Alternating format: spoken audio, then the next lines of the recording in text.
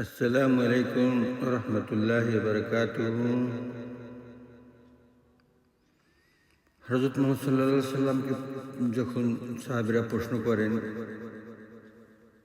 হে আল্লাহর রাসূল, সবচেয়ে বেশি কি নিয়ে মানুষ জান্নাতে যাবে?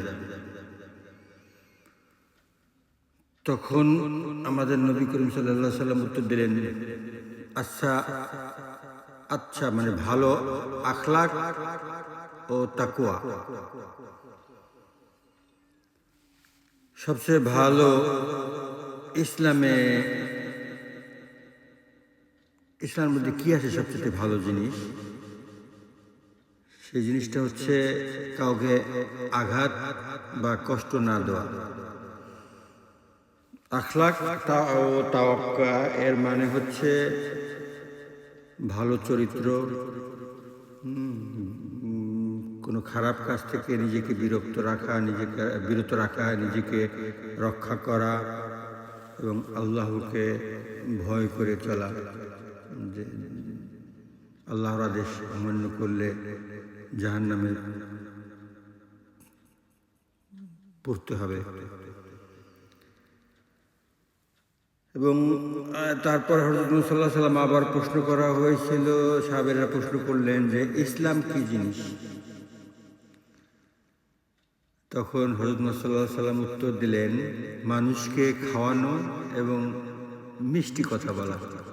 ইসলাম হচ্ছে এরকম একটা সহজ জিনিস যে মানুষকে আপ্যায়ন করবা, তোমার যা আছে তুমি সবাইকে মিলেমিশে খাবা এবং সবার সাথে মিষ্টিভাবে কথাবার্তা বলবা। হ্যাঁ, মিষ্টি দিয়ে দুনিয়া জয় করা যায়।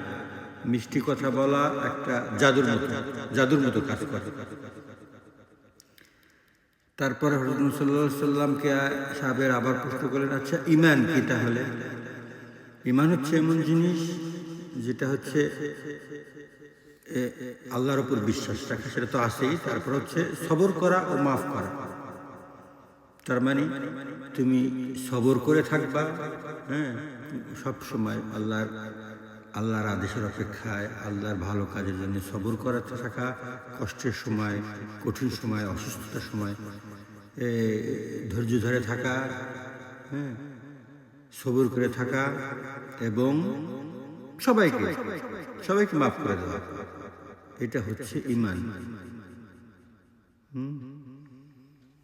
আচ্ছা, আশা করি আপনারা সবাই ভালোভাবে চলবেন, আপনাদের ঈমান শক্ত হোক দিনের পর দিন।